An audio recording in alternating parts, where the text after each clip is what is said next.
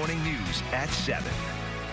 7:48 now. The Federal Reserve cut interest rates again last week. Chase Wilsey from Wilsey Asset Management is back with a look at the impact that it is having. Good morning, Chase. Always good to have you here. Good morning. Good to be here. All right. Investors' reaction to this move.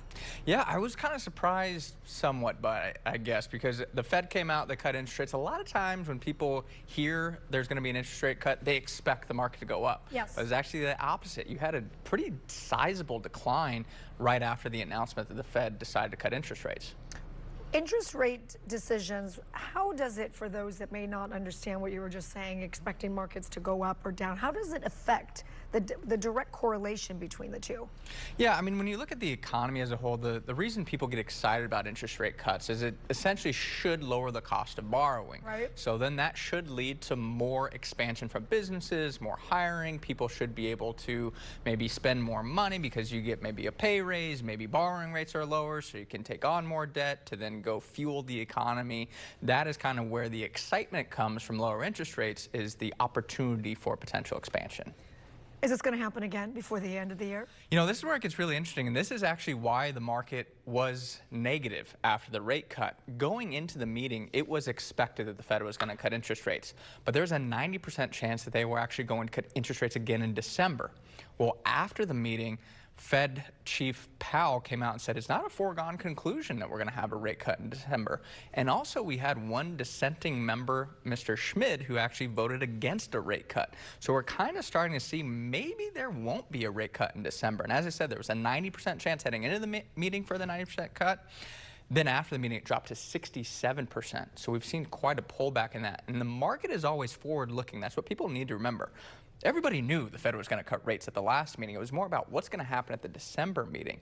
So if the Fed decides maybe not to cut rates in December, or they don't give a rosy outlook and more rate cuts, the market could have a negative reaction there. Okay, explain to us, the ones that weren't paying attention in this whole interest rate class in high school, if they continue to do this and keep cutting the rates, and then we go into 2026, what does that mean for like the average person and their bank accounts and their wallets? So I mean, it really impacts, I'm going to say for the average person, two different areas of your finances. Number one is going to be your savings rates. So if you right now have money in a high yield savings account, if you have it in a money market account, you're going to see those rates go down, and you likely already have. But if we get, let's say, another 3 cuts, that's 0.75%, you could see rates on high yield savings actually dip down below 3%. That's going to be the negative side.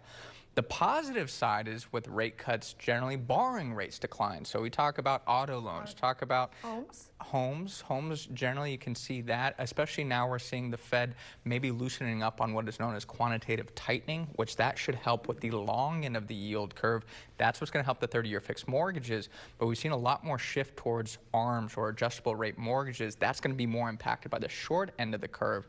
And I think you will see maybe lower interest rates as we head into next year as well. What about retirement accounts? Retirement accounts, I mean, this is really what's going to be impacted by people's investment decisions. One thing you have to realize is as interest rates fall, well, bond prices can go up. So that can be beneficial if interest rates fall on bonds. But there's not always a direct relationship between short-term rates and long-term rates. So if long-term rates don't do much, it's not going to impact your bond portfolio. Also, too, when interest rates fall, generally stocks go up. But right now, valuations are very, very high.